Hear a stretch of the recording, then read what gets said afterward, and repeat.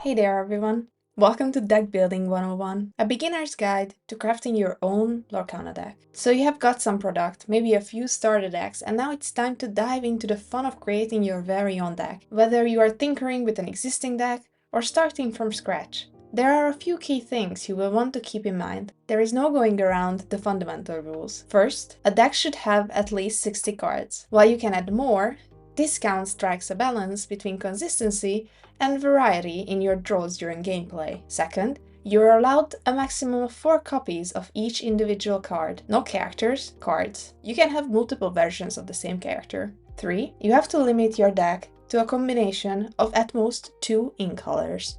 Understanding the playstyles associated with each ink is crucial.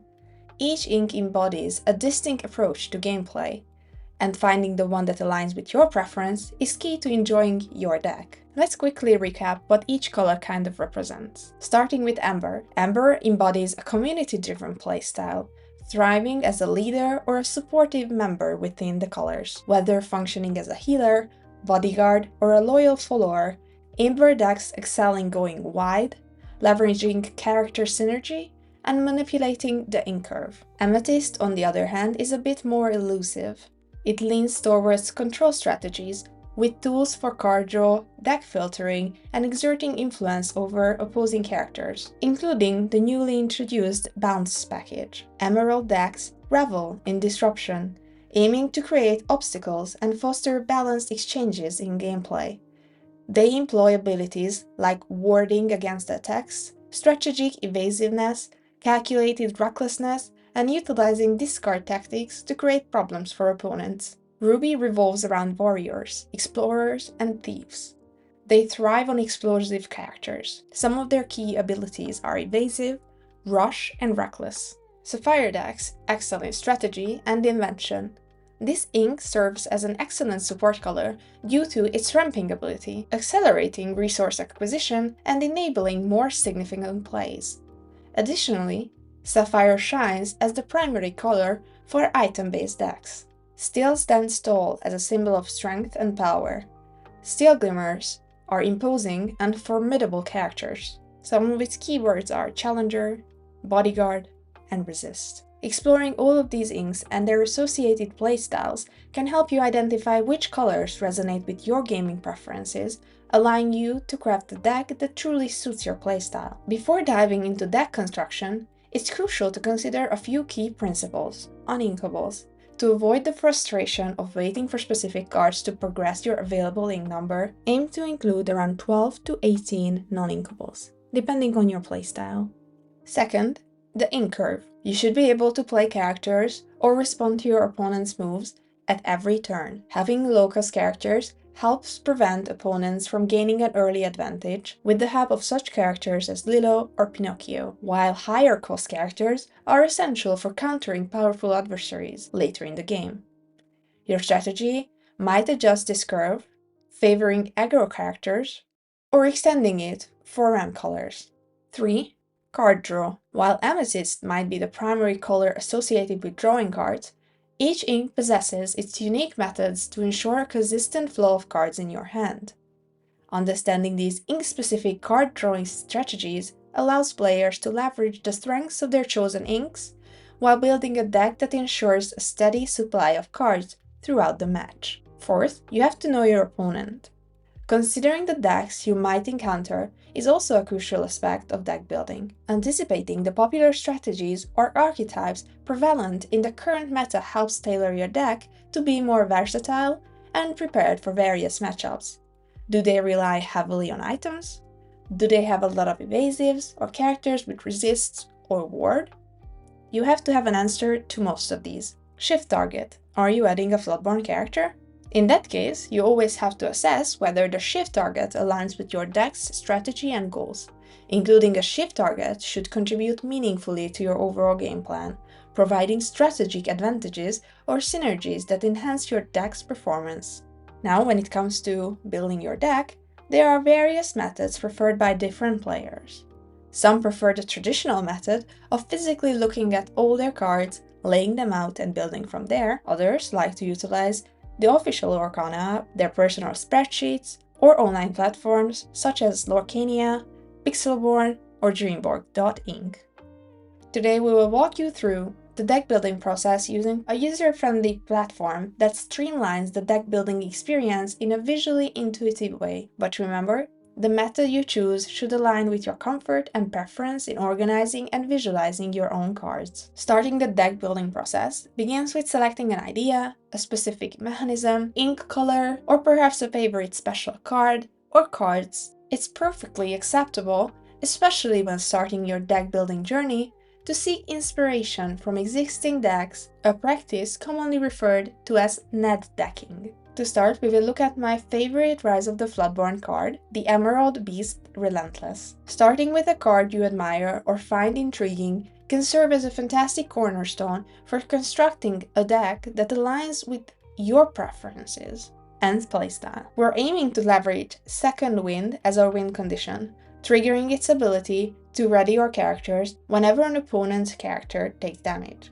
To achieve this, I'm seeking cards that can deal out these single instances of damage. Pixelborn offers a fantastic feature that allows you to explore cards and view the most popular decks that feature those specific characters. This tool is incredibly handy for gathering ideas and understanding how certain cards have been successfully integrated into different decks. I have decided to opt for Steel, since it offers the highest number of single damage cards. What I found very useful until we have, I guess, these low number of cards or sets is that I just go through all the cards that I have in these two colors that I've chosen and chose 4 of those that have any synergy with my main goal, with my archetype of the deck. And in the end, when I have gathered all these cards, I will look at what I actually have, what I can physically build, and what cards are essential, what can I keep in terms of my ink curve, in terms of my non-inkables, and what am I missing. So here I was debating pick a fight because it allows you to challenge characters that are not exerting, and I know there are some people who do that with significant strategies, where they just have a cornerstone character that are just not exerting and you really want to get rid of those. But since it's non-inkable, it just didn't make the cut. I'm adding Benja to deal with item-heavy decks, as well as I added Jafar earlier to deal with some of the evasives. And of course, all the characters or items that just deal 1 damage or single damage are an instant include in this first round of filtering through this card pool. Here I'm debating pack tactics because you gain lore for each damage character the opponent has, and since I want to get them damaged, this might be useful, but we will see later. There is another similar card like that called Steal from the Rich, but that's a non-inkable, so I think we're just gonna include it for now and see it for later. Li Shang is also getting added because it's evasive, or its ability to deal with evasive threats. Here I'm debating Steer from the Rich. The Tragic Hero Beast is an auto-include, I think, in almost all silver decks at this point, because it provides a huge body, and if it's not giving you extra card draw in the beginning of your turn, it gives you extra strengths. Of course, Beast Relentless is an auto-include, and I'm putting in Whole New World for the card draw, as well as Tragic Hero Beast. And I'm debating the higher cost characters here because I don't want my ink curve to go wild, to up to the higher characters, while Cheshire Cat would potentially fit into this, as well as Queen of Hearts. I'm thinking of opting out of those for now. Let's start looking at the info. We have a nice cost curve. What we don't have is a nice inkable ratio. We have way too many inkables, so we have to start throwing them out. We have 76 characters, which is way too many. I have to cut it down to like 40 or 45, 35, somewhere around there. And especially I have to cut down the non-inkables. I want to keep 1 of each for the cost, so Captain Hook stays for the 1, and for the 2 drops, Robin Hood is just have too many synergies. You can replay his ability, so I'm gonna take out the Queen of Hearts for start and keep 4 of Robin, and Jafar is again safe because he's inkable and he deals with the evasives as I mentioned.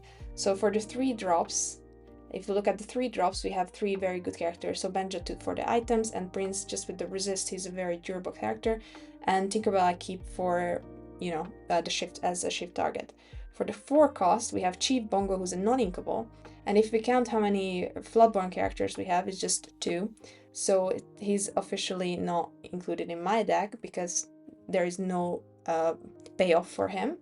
And then looking at the 5 drops, we had the Beast, who has some synergy for exerting damage characters, but maybe Namari is slightly better. So I'm keeping Namari, and then Lishang, and because these are inkables, I'm just gonna stick with them for now and check my curve. Yeah, still a lot of non-inkables.